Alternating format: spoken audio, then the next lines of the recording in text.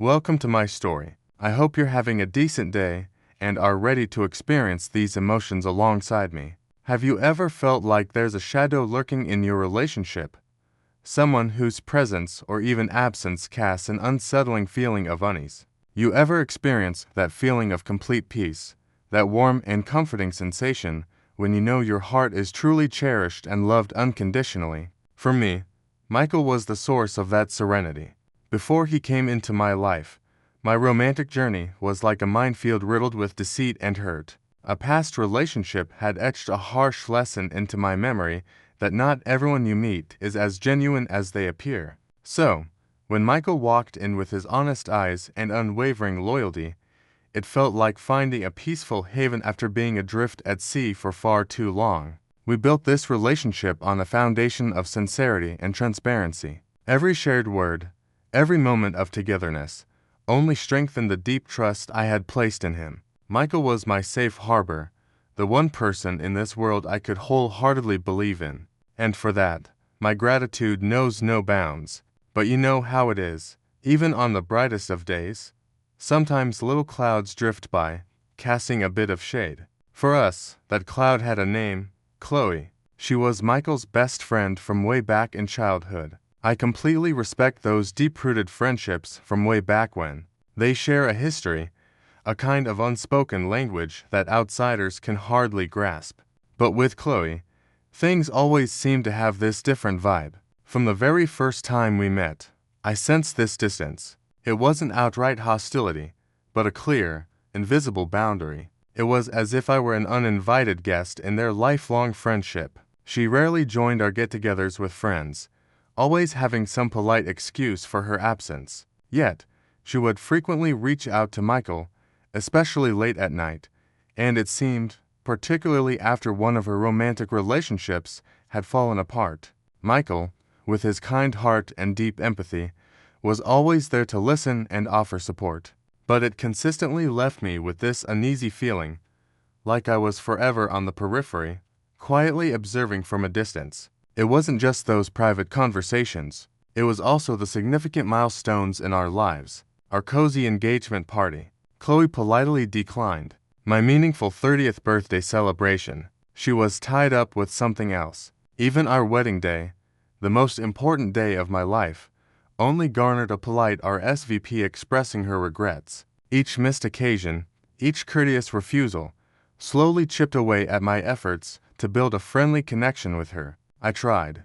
I really did try to open up to Chloe. Casual conversations, warm invitations, all met with this invisible wall, polite but firm. And just like that, a seed of doubt began to quietly sprout in my mind. What was it about me that kept her so distant? Or was there something else, something deeper, that I just couldn't quite put my finger on? Michael would always brush it off. "Oh, that's just Chloe," he'd say with a shrug, chalking her behavior up to her being introverted or just having a generally chaotic life. And I wanted to believe him. I really did. I didn't want to be that wife, the insecure partner who felt threatened by a childhood friend.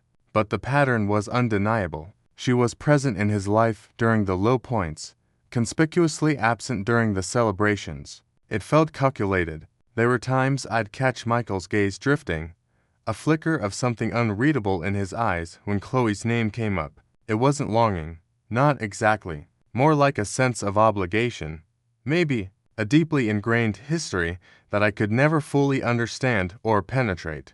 My past had made me hyper-aware of any red flags, any hint of an emotional connection that excluded me, and while I trusted Michael implicitly, Chloe remained this enigma, a constant variable in our otherwise predictable equation. Her presence, or rather her carefully curated absence, was this low hum of unease in the background of my otherwise happy life. I just couldn't shake the feeling that there was more to her aloofness than met the eye. It wasn't just about her being shy or quirky. There was a deliberate quality to her distance, a way she seemed to subtly position herself in their shared history, always just out of my reach. And Michael, bless his heart, seemed either oblivious to it or unwilling to acknowledge it.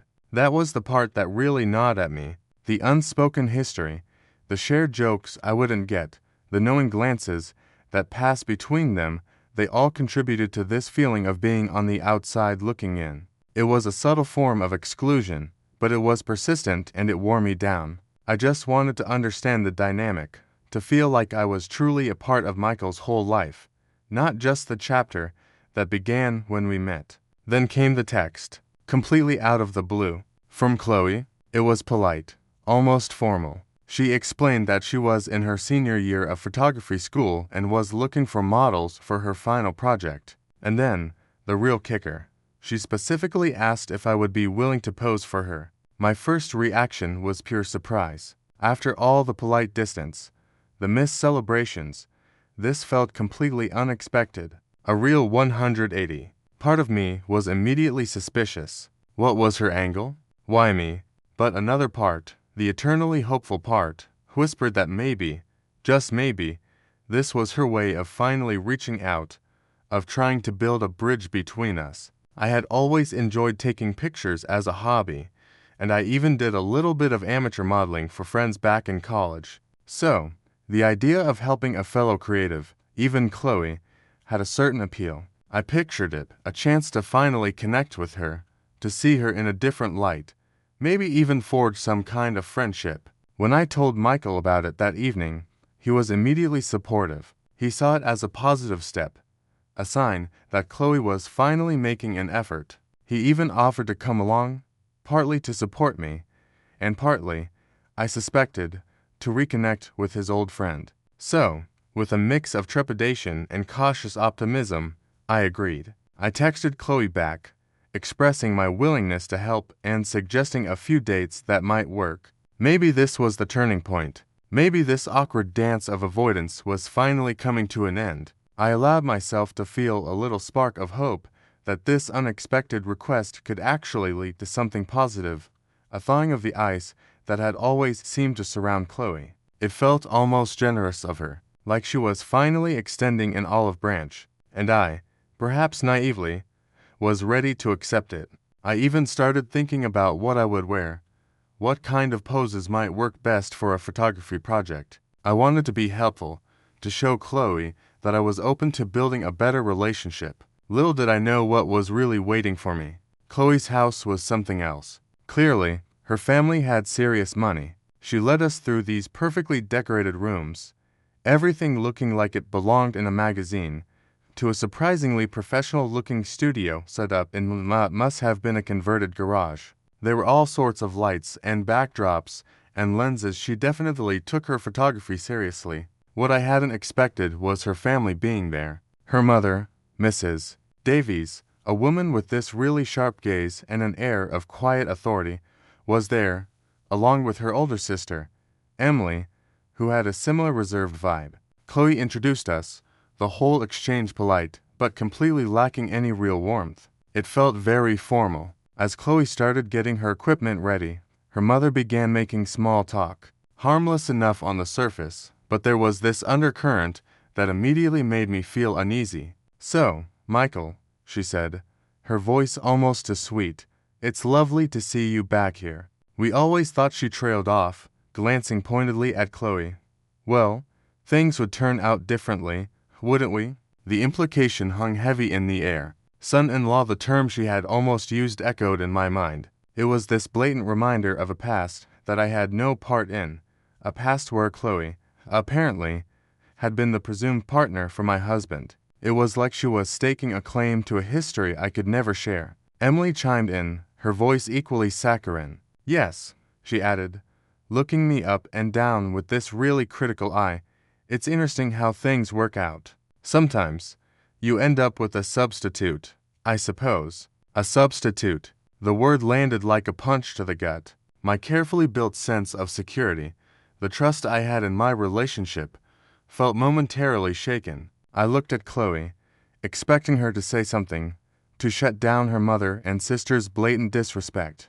But she didn't. She just kept adjusting her equipment, this small, almost imperceptible smile playing on her lips. It was like she was completely unfazed, or even amused. The photo shoot itself was surreal. Chloe directed me with this detached professionalism, her instructions precise, but totally impersonal. All the while, Her mother and sister continued their subtle little digs, these little jabs disguised as polite conversation. They kept bringing up Michael's childhood visits, always mentioning Chloe in the same breath, painting this picture of a shared history that completely excluded me. It was like they were deliberately trying to make me feel like an outsider. Michael tried his best to deflect, to change the subject, to stand a little closer to me. A silent gesture of support, I guess. But he didn't directly address their comments. He didn't defend me. His discomfort was obvious, but his silence was deafening. It made me feel so alone in that moment. Each click of the camera felt like another nail in the coffin of my hope for a connection with Chloe. This wasn't about her photography project. This was about something else entirely. It was a calculated display, a deliberate attempt to undermine me, to remind me that in their eyes, I was always going to be second best, and Chloe wasn't just allowing it, she was facilitating it. The realization was both sickening and deeply hurtful. The whole atmosphere in that studio felt thick with unspoken resentment, and I was the target. I just wanted to get out of there. Every pose, every instruction from Chloe, felt tainted by the undercurrent of her family's hostility. It was supposed to be an act of goodwill, but it felt like some kind of bizarre, passive-aggressive attack. The drive home was quiet. A really heavy, uncomfortable silence hung between us. I kept replaying the afternoon in my head, those subtle digs, the blatant implications, Chloe's complete lack of intervention. It all just kept swirling around. Finally, I broke the silence. "That was weird, right?" I asked, my voice sounding flat even to my own ears. Michael nodded slowly, his eyes fixed on the road. "Yeah," he said, his voice subdued. It was strange, and that was it.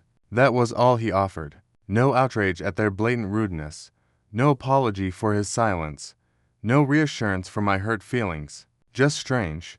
It felt like such an understatement, like he hadn't even registered the real sting of their words. His lack of reaction stung almost as much as Chloe's family's comments. A wave of loneliness washed over me right there in the passenger seat. In that moment, even though he was physically right beside me, I felt utterly alone in what I had just experienced. He had been there, he had witnessed it, he had to have felt the awkwardness, but he hadn't truly seen an NBSP, the hurt, the deliberate humiliation they had put me through, the casual dismissal, the downplaying of the situation, made me feel like my feelings were invalid, like I was overreacting to something that was just strange.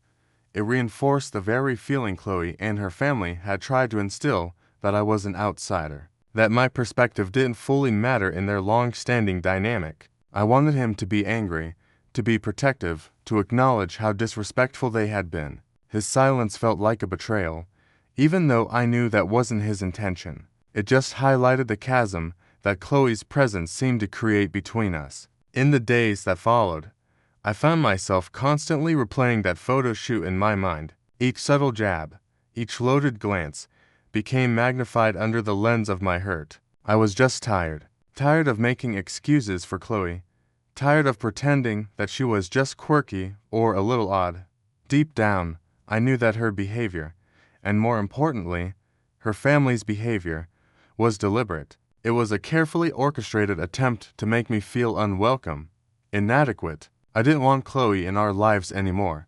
The thought of her lurking on the periphery, ready to inject her subtle poison, filled me with this sense of dread. I wasn't looking for some big dramatic confrontation, a tearful screaming match. I simply wanted her gone. I wanted to create a safe space for Michael and me, a sanctuary free from her manipulative presence. Growing up, I had learned to navigate a toxic environment. I became pretty skilled at the art of freezing, of emotionally shutting down when faced with passive aggression and subtle cruelty. It was a survival mechanism, a way to protect myself. But this time, something felt different. This wasn't just some annoying relative or a difficult coworker. This was a direct attack on my relationship, on my sense of self-worth. And Michael, the one person who was supposed to be my unwavering ally, had remained silent. That silence echoed louder than any of Chloe's mother's cutting remarks. The silence from Michael was honestly the hardest part to process. It made me start to question things I thought were solid. Did he not see it? Did he not care how much it had bothered me? Was his lifelong loyalty to Chloe so deeply ingrained that he couldn't recognize, or wouldn't acknowledge, her hurtful behavior towards his own wife? It felt like he was prioritizing their history over our present, and that realization stung more than I could articulate. The photo shoot, which was supposed to be this simple act of helping someone out, had instead become a catalyst. It had forced me to confront the uncomfortable truth about Chloe's intentions and, even more worryingly, about Michael's inability or unwillingness to stand up for me in the face of her subtle aggression. The shadow of Chloe had loomed over our relationship for far too long. It was time to decide whether we were going to continue to live under its dim light or finally step out into the sun, together. I knew I couldn't keep pretending everything was okay. Something had to change. I just didn't know how to make that change happen without causing a major rift. But the thought of continuing like this, constantly feeling like an outsider, was unbearable.